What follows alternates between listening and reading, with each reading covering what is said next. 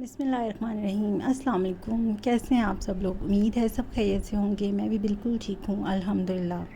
آج کی اس ویڈیو میں میں آپ کے ساتھ اپنا دوپہر کی روٹین بھی شیئر کروں گی اور ساتھ ہی ساتھ آپ کو ایک بہت ہی دلچسپ مزیدار سٹوری بھی سناؤں گی۔ بس آپ نے میری سٹوری جو ہے وہ اینڈ تک ضرور سننی ہے، آپ کو بہت مزہ آئے گا۔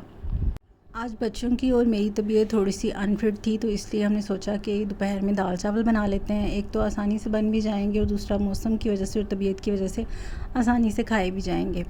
آپ لوگ بتائیں کہ آپ لوگوں کے شہر میں موسم کی کیا صورتحال ہے؟ ہمارے تو یہاں پہ رات کے ٹائم بارش آتی ہے اور سارا دن اچھے سے گرمی ہوتی ہے۔ اور ہم سب جانتے ہیں کہ گرمی ہو یا پھر طبیعت ٹھیک نہ ہو تو پھر زیادہ لمبا چوڑا کام کرنے کو دل نہیں چاہتا، بندہ چاہتا ہے کہ تھوڑا تھوڑا شارٹ کام کر لے اور جو بنانے میں بھی ایزی ہو اور کھانے میں بھی ایزی ہو۔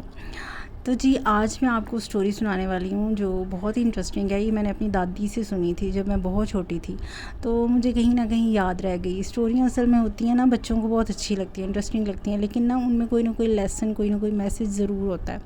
اچھا، تو اپنی اسٹوری کی شروعات کرتی ہوں۔ یہ اسٹوری ایک بادشاہ کی ہے۔ بادشاہ کی 7 بیٹیاں تھیں اور وہ اپنی 7 بیٹیوں سے بہت پیار کرتا تھا، لیکن جو اس کی سب سے چھوٹی والی بیٹی تھی وہ بہت عقل مند اور بہت ہی خوبصورت تھی۔ بادشاہ کو اس کو دیکھ کے رشک آتا تھا، وہ اس سے پیار ہی نہیں کرتا تھا بلکہ اس پہ اپنی تقریباً کہہ لیں کہ جان ہی اپنی فدا کرتا تھا۔ ایک دن اس نے سوچا کہ کیوں نہ میں اپنی سب بیٹیوں کو آزماؤں کہ وہ مجھ سے سب سے زیادہ پیار کون کرتا ہے۔ میں تو اپنی سب سے چھوٹی بیٹی کو زیادہ پسند کرتا ہوں، لیکن بیٹیوں سے بھی تو پتہ چلے کہ ان کی کیا سوچ ہے میرے بارے میں، وہ میرے بارے میں کیسا سوچتی ہیں۔ تو اس نے اپنی 7 بیٹیوں کو بلایا اور سب سے باری باری پوچھا کہ وہ مجھے کیسا سمجھتی ہیں، میں ان کو کیسا لگتا ہوں۔ تو سب نے اپنی اپنی خواہش کا اظہار کیا۔ کسی نے کہا کہ آپ مجھے پھول کی طرح لگتے ہیں، کسی نے کہا کہ آپ مجھے خوشبو کی طرح لگتے ہیں، کسی نے کہا کہ آپ مجھے جنت کی طرح لگتے ہیں۔ اب سب سے چھوٹی والی جو بیٹی تھی اس کا آنسر بہت ہی ڈیفرنٹ تھا اور سب سے ہی مختلف تھا۔ اس نے کہا کہ بابا جان آپ مجھے نمک کی طرح لگتے ہیں۔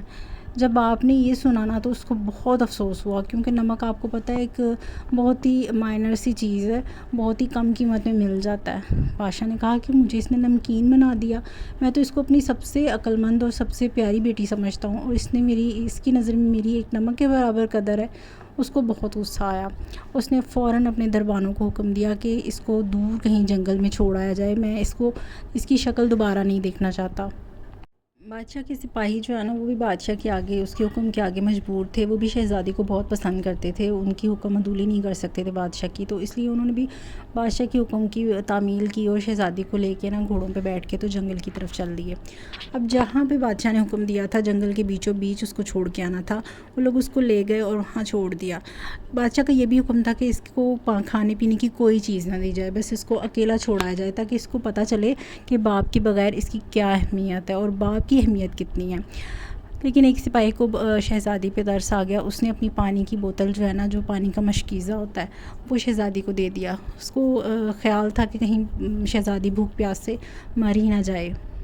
شہزادی کو جنگل میں چھوڑنے کے بعد سپاہی تو واپس آ گئے اور شہزادی جنگل میں اکیلی بھٹکنا شروع ہو گئی۔ راستے میں اس نے چلتے چلتے دیکھا کہ ایک بہت ہی سنسان سی اکیلی سی جھونپڑی ہے جس کے آس پاس کوئی انسان نہیں ہے۔ اس نے جھونپڑی کا دروازہ کھٹکھٹایا لیکن اندر سے کوئی آواز نہیں آئی۔ آہستہ آہستہ کسی کی کراہنے کی آوازیں آ رہی تھیں۔ اس نے دروازہ خود ہی کھولا اور اندر جا کے دیکھا تو ایک دیا جل رہا تھا، لیکن وہاں پہ ایک شخص چارپائی پہ لیٹا ہوا تھا۔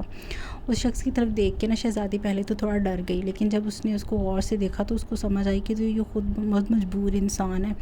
اس انسان کے سارے جسم پہ ایسے جیسے کسی نے کیلوں کی طرح سوئیوں کو جکڑ دیا تھا اور وہ بہت تکلیف میں تھا۔ شہزادی کو اس پہ بہت ترس آیا۔ اس نے کہا کہ تمہاری یہ حالت کس نے بنائی ہے؟ تو اس نے کہا کہ مجھ پہ کسی نے جادو تعویذ کر دی ہیں، تو جب تک یہ ساری سوئیاں کوئی میرے جسم سے نہیں نکالے گا مجھے آرام نہیں آئے گا اور میں ٹھیک نہیں ہو سکتا۔ شہزادی نے بولا کہ اگر میں یہ سوئیاں نکال دوں تو تمہیں آرام تو آ جائے گا، لیکن ان کو نکالنے کی تکلیف بھی تو ہوگی۔ تو اس شخص نے بولا کہ نہیں، مجھے اس سے بالکل تکلیف نہیں ہوگی بلکہ مجھے آرام ملے گا، تم یہ نکال دو، تمہاری بہت مہربانی ہوگی مجھ پر۔ اچھا خیر، شہزادی نے ہمت کر کے اس کی سوئیاں نکالنا شروع کر دیں۔ آہستہ آہستہ کرتے کرتے وہ ساری سوئیاں اس نے شخص کے جسم سے نکال دیں۔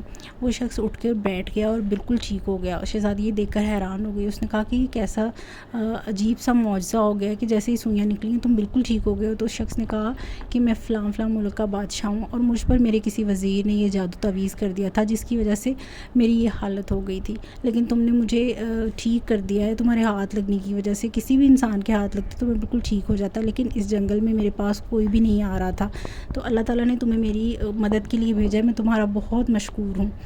وہ شخص شہزادی کو لے کے اپنی سلطنت کی طرف روانہ ہو گیا۔ وہاں جا کر اس نے پورے ملک میں اعلان کر دیا، اس وزیر کو ڈھونڈا، اسے سزا دی اور اس شہزادی کے ساتھ اس نے شادی کر لی۔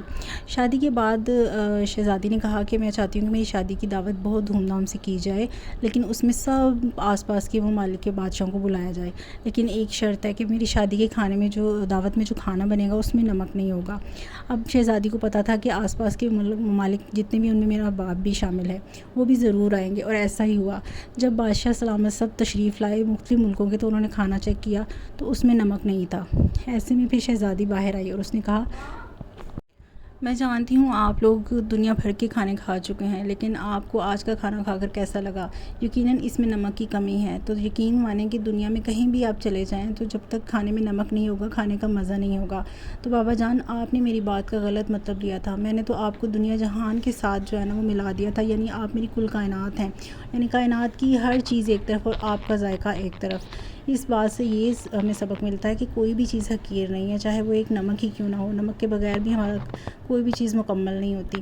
تو آپ کو میری ویڈیو کیسی لگی؟ امید ہے اچھی لگی ہوگی، اچھی لگی تو لائک ضرور کیجیے گا۔ انشاءاللہ اگلی ویڈیو میں ملیں گے۔